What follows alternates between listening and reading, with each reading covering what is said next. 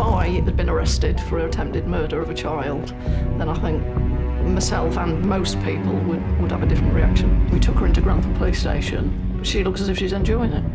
Murder. What do you mean? We're going down to Beverley Allitt. February 29th, 2000. An Australian murderer, Katherine Knight, stabbed her lover to death before attempting to feed his body parts to his kids. While this in itself is one of the worst crimes ever known in history, the consequences changed the course of her life forever. Here are 10 of the most feared women in prison. Number 10. Katherine Knight. Born on October 24, 1955, Katherine was the product of a damaged affair between her mother, Barbara Ruffin, and her partner, Ken Knight. Her father was an alcoholic who openly used violence and intimidation to rape her mother up to 10 times a day, while Barbara often shared morbid and inappropriate details of her sex life with her daughters.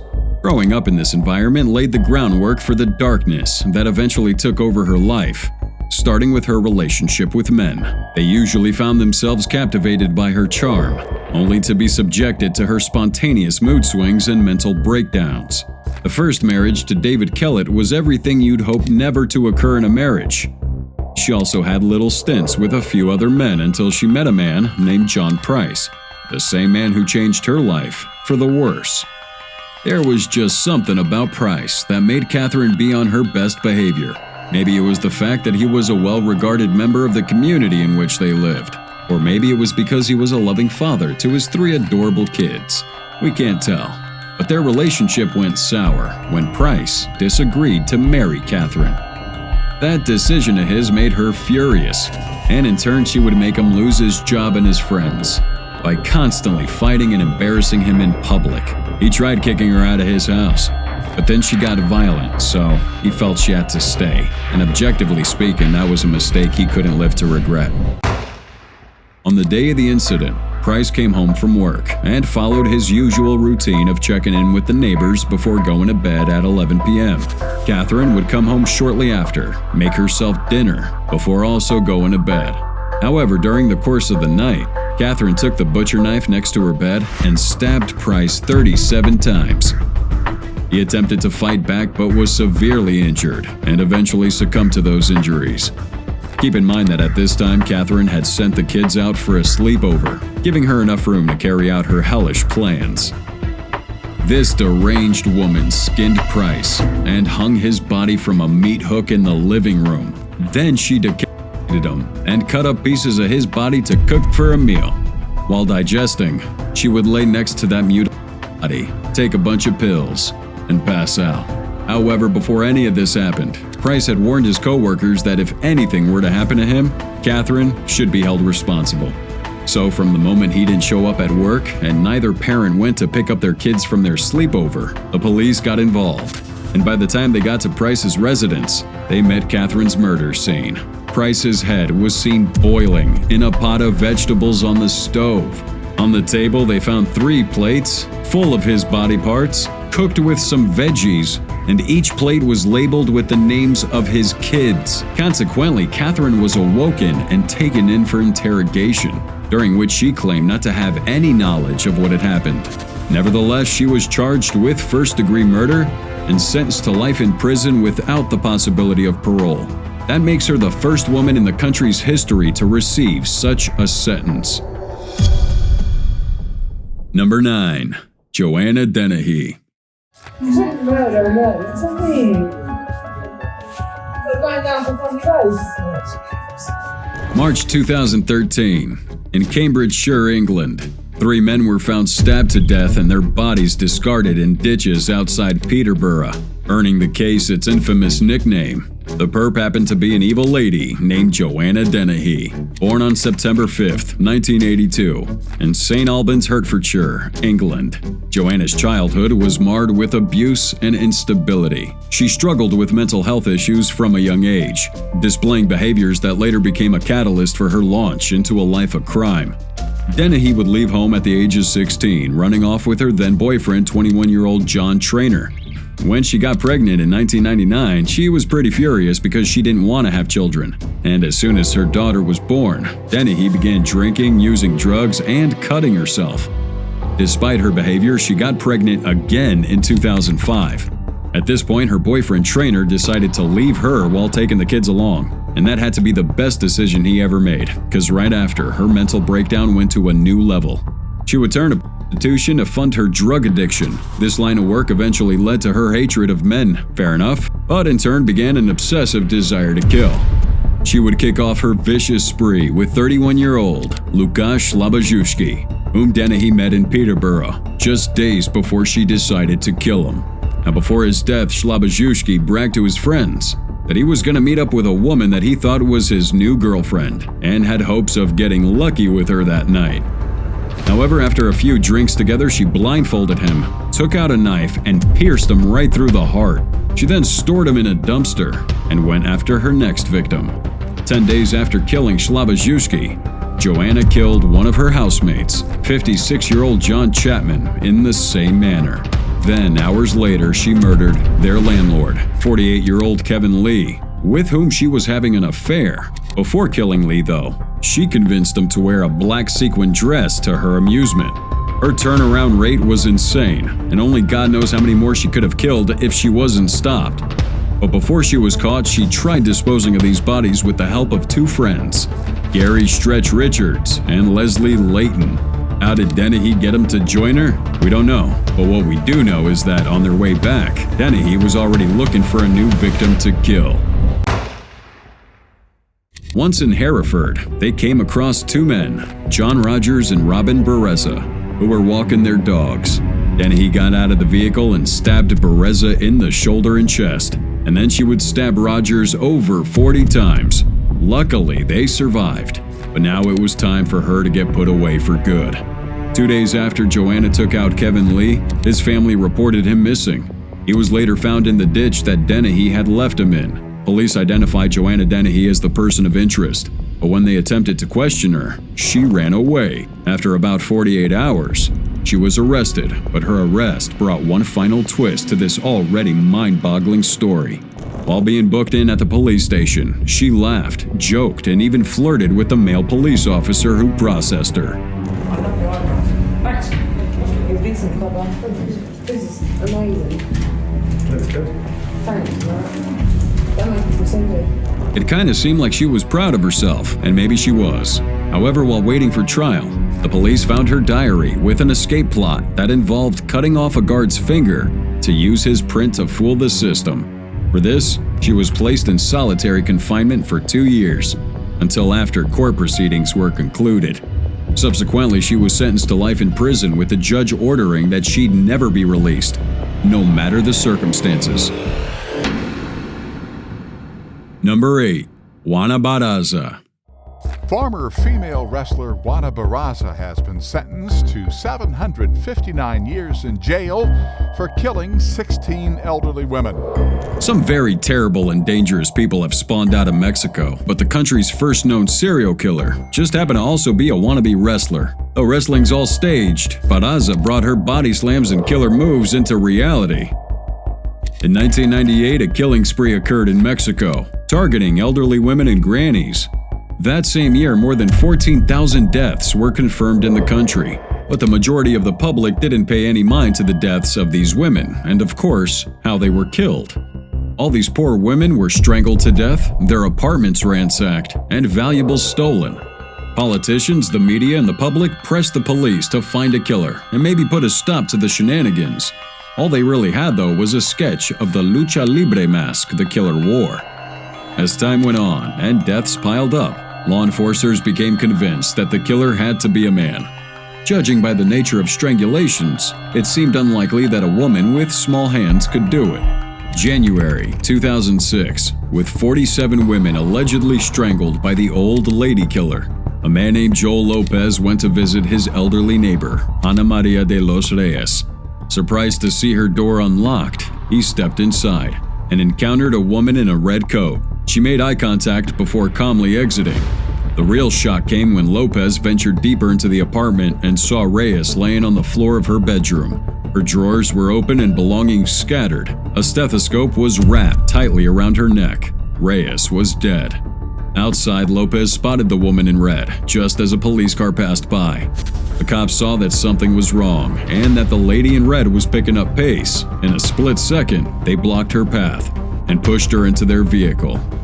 Now, among the items found on her, some were unexpected. Rental receipts for wrestling rings, business cards of different professional wrestlers, and a keychain bearing her wrestling name, La Dama de Silencio, translating to Lady of Silence. At this moment, Barraza was finally exposed. But her arrest prompted the question, why was she targeting old women? Well, she did this because she hated her mother. When she was young, her alcoholic mother exchanged her for 3 bottles of beer to a man who would her while in his care, and as a result, she bore him a son. Barraza would lie to the cops saying she was a pro wrestler, but she was only really a fan of lucha libre, a Mexican form of wrestling in which competitors all wear these masks. She socialized with wrestlers, loaned them money, and despite never competing in a pro match, she saw herself as one of them. Now, she was so obsessed with the idea of being a wrestler that she would go and make herself a personal costume and her own championship belt. March 31st, 2018, Juana Barraza was found guilty on 16 charges, with 11 separate counts of murder and aggravated burglary. She was given 759 years in prison. However, even behind bars, Barraza has managed to keep herself occupied. She works as a gym instructor and sells tacos to support her family. Additionally, she got married, but then got divorced a few months later. As of now, she's placed under tight surveillance for fear that she might kill an inmate unprovoked, just as she did for over a decade. Number 7. Genene Jones. Genene Jones, the pediatric nurse turned convicted baby killer, has pleaded guilty to another murder charge. She's the so-called angel of death, accused of killing babies who were in her care. It's pretty disturbing to be a killer and target the most vulnerable in society. However, when that killer is someone expected to provide assistance and care, then the crime becomes even more terrifying. In 1982, Chelsea McClellan's parents brought the young child to a pediatric physician's clinic in Kerrville, Texas, for routine immunization against mumps and measles. The doctor in charge, Kathleen Holland, had recently hired a new nurse, Genene Jones, to help around the office.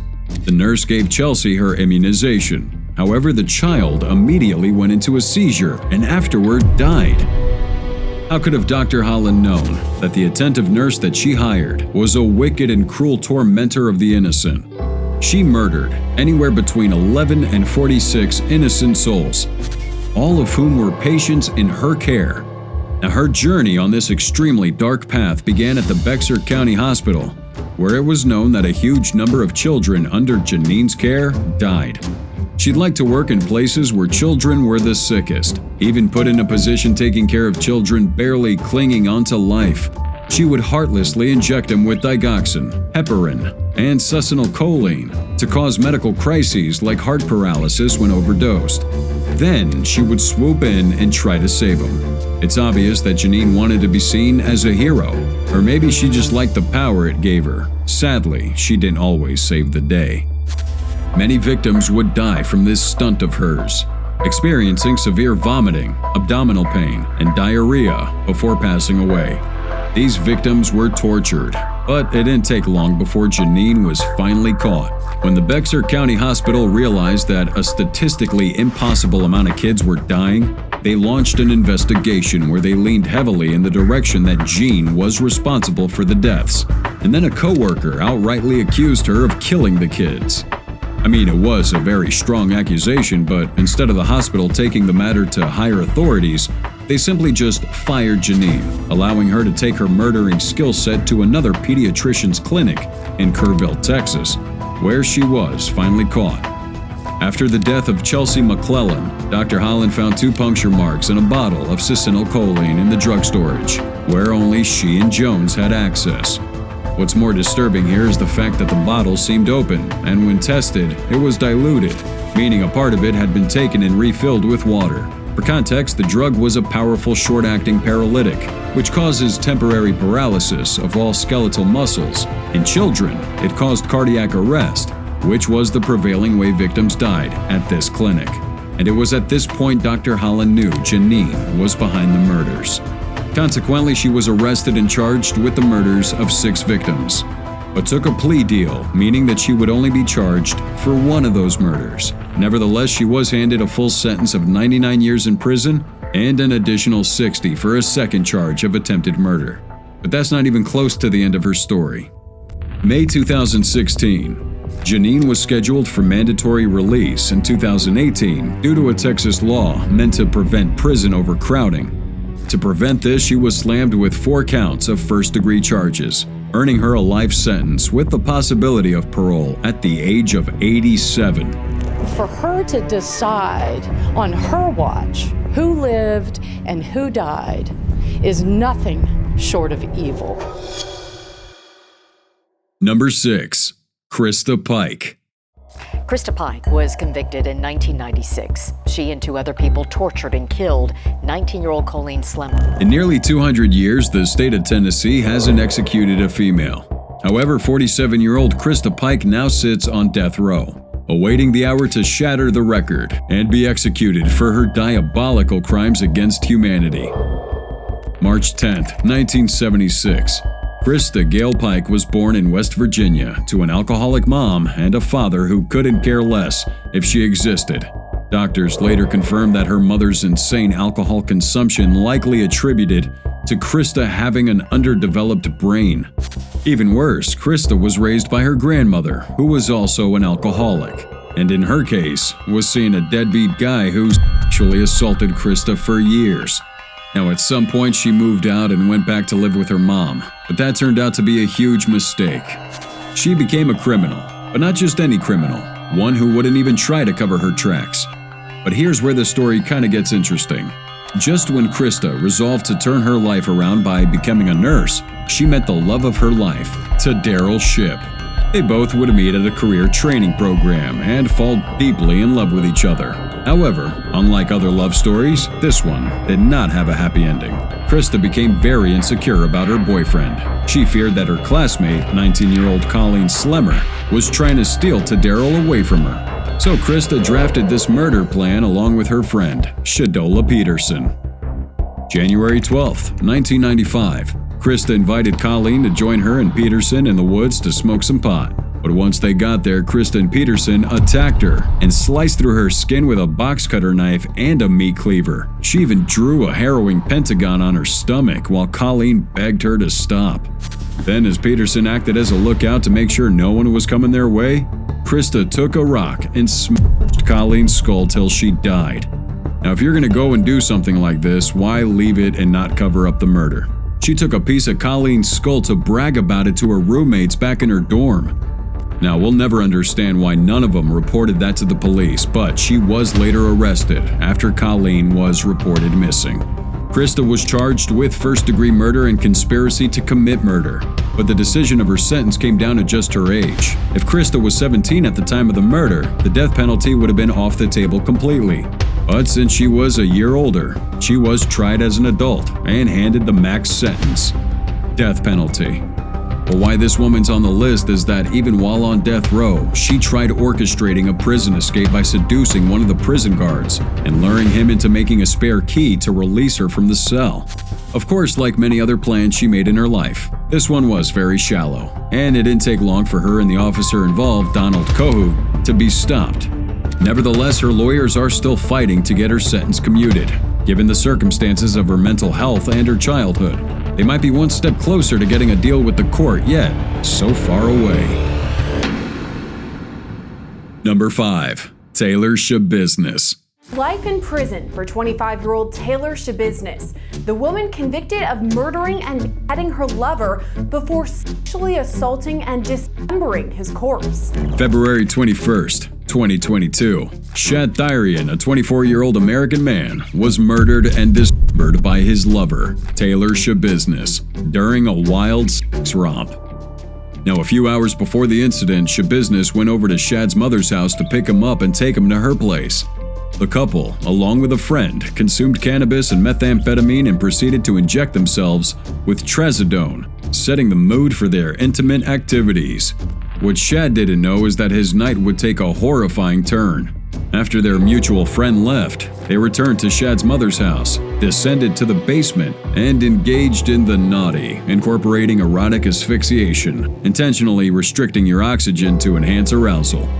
While the motives for such activities may be perplexing, Schabusiness went to the extreme by strangling him until he began coughing up blood, leading to his immediate death. Unconcerned by the gravity of her actions, Schabusiness continued with the disturbing acts, performing oral and using toys on his lifeless body for several hours. With the guy's mother out of town, Schabusiness made the horrifying decision to dismember his body, utilizing knives found in the house. When she was done, she would put his body parts in plastic bags and buckets. February 23, 2022, Shad's mom found her son's severed head in the basement and immediately called the police. Given that Schabusiness was the last person he was in contact with, she was arrested and interrogated, leading to her getting charged with murder, mutilation of a corpse, and third-degree sexual assault. September 1st, 2022, her initial attorney submitted her plea of not guilty by reason of insanity, but a few months later, she attacked this same attorney for requesting the trial date be pushed back so experts could determine her competency to stand trial. While no one was injured, the attorney recused himself from the case and was replaced by a new attorney, Christopher Froelich. Taking a look at the chronological order of these attacks the woman had orchestrated, it was evident that Schabusiness was a remorseless criminal with a heart as black as coal, and for this, she was sentenced to life imprisonment without the possibility of parole. Schabusiness is now serving out her sentence at the Taycheetah Correctional Institution, a facility housing females we can classify as her counterparts. Number 4. Jihadi Jane. An American woman who called herself Jihad Jane was charged yesterday with using the internet to launch a homegrown terror plot. Colleen LaRose, better known as Jihadi Jane, was this unholy purveyor of evil who planned to launch a terrorist attack in South Asia and Europe. Born on June 5, 1963, LaRose was a victim of sexual abuse by her own biological father.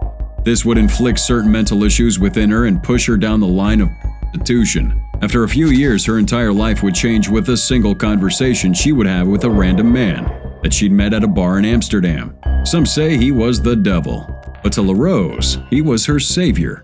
This unknown man sparked her interest in Islam, which of course wouldn't have been such a bad thing if LaRose hadn't developed a strong obsession with Muslims getting attacked around the world. She would binge YouTube videos of attacks on Muslims by Israel and America. Then, feeling the need to enact retribution, she would open a MySpace account from which she solicited members to launch a full-blown terror attack. June 20th, 2008, LaRose posted a comment to the YouTube account Jihad Jane, saying that she was desperate to do something somehow to help suffering Muslims. As per request, she was accepted into an online community with the sole aim of fighting identified enemies of Islam. Her first mission was to find and kill the Swedish artist Lars Vilks, who upset a large portion of the Islamic community for his bizarre mediocre drawing of the Prophet Muhammad. But even more bizarre was LaRose unabashedly soliciting for funds to start an Islam terrorist attack against Vilk. I mean, why would you post something like this online? But that's only a question LaRose can answer, even though she denied it when she was caught and interrogated by the FBI. In fear that her identity had been leaked, she used a fake passport to travel to Western Europe in hopes of killing Vilks before she got arrested.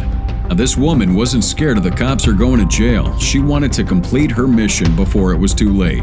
And we know this because according to later investigations, she sent a message to a co-conspirator saying, "When our brothers defend our faith in their homes, they're terrorists. Fine, and I'm a terrorist and proud of this." During her time in Europe, she lived and trained with jihadists and was part of a group planning a suicide bombing, among whom was Mohammed Hassan Khalid, a young Pakistani immigrant living with Asperger's syndrome. Khalid, the youngest person ever to be prosecuted for terrorism offenses in the U.S., eventually joined the Killiam Foundation to fight radicalization. However, once she returned to America, LaRose was apprehended.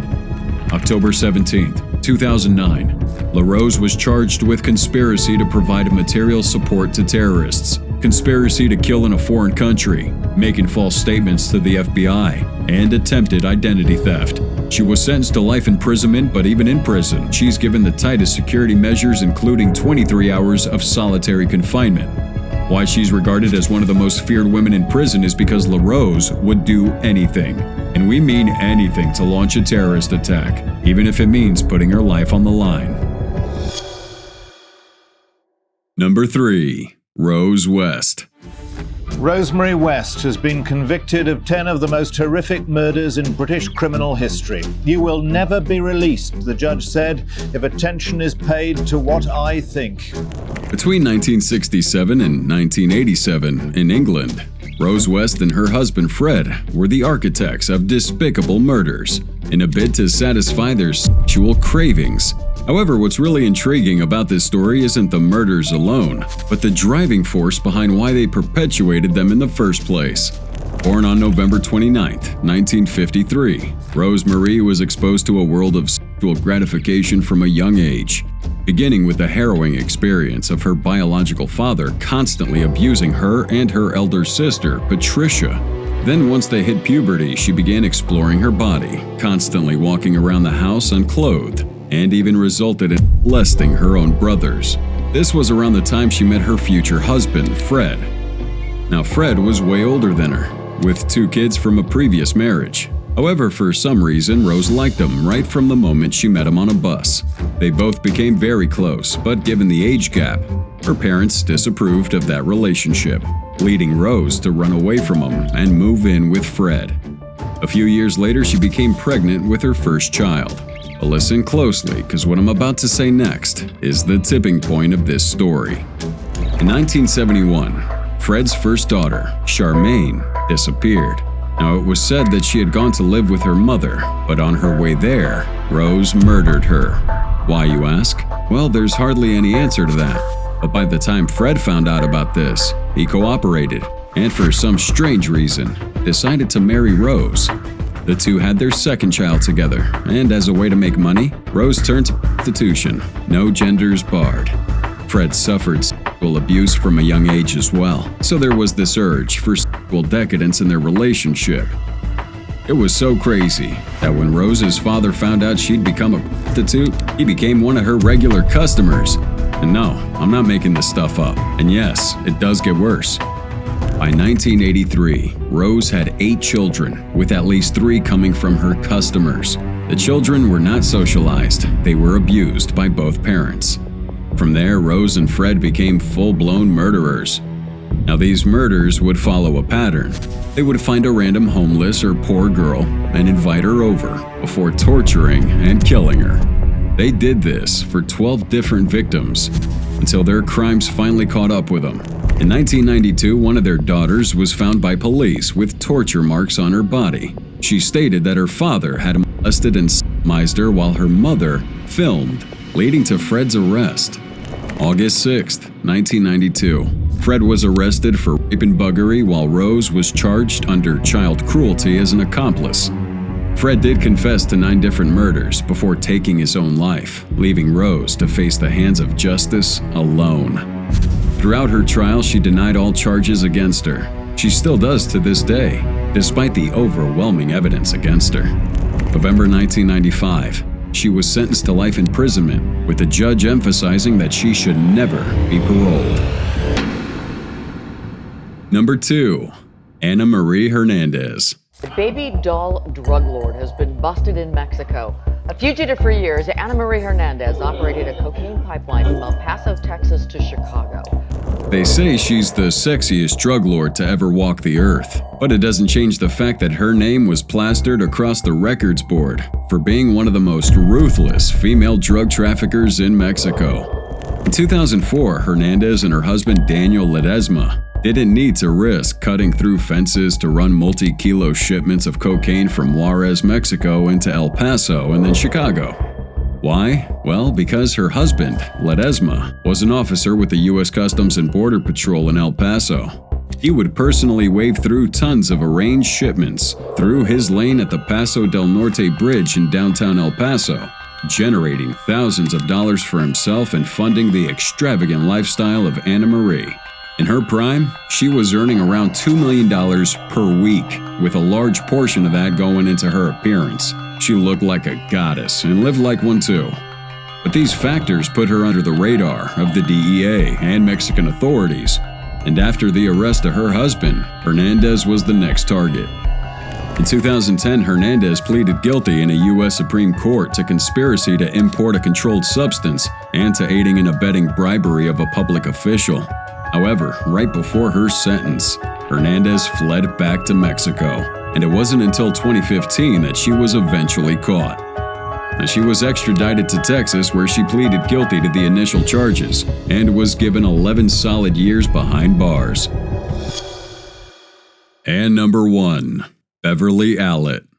If I had been arrested for attempted murder of a child, then I think myself and most people would have a different reaction. We took her into Grantham Police Station. She looks as if she's enjoying it.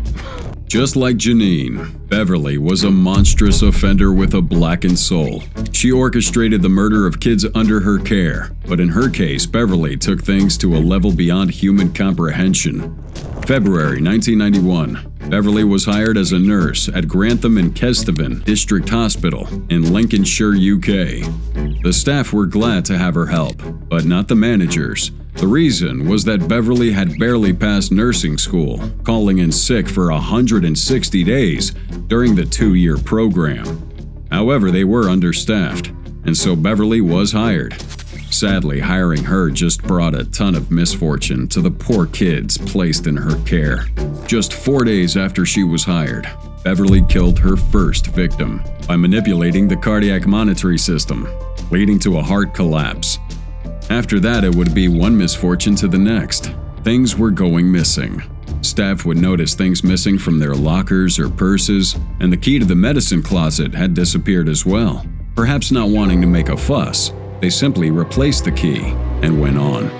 They didn't have much time to think about it anyway, as only 2 weeks after her first victim's death, more victims piled up. It was ridiculous and utterly shocking, but as they tried to comprehend the happenings, about 13 different victims had been poisoned by Beverley in a span of just 59 days.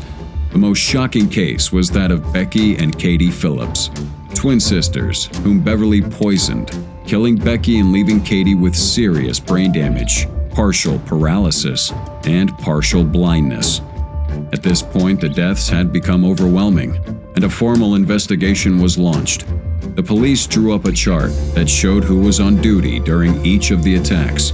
Every single time, Allitt wasn't only on duty, but was present in the room when the attack occurred and was the first to raise the alarm.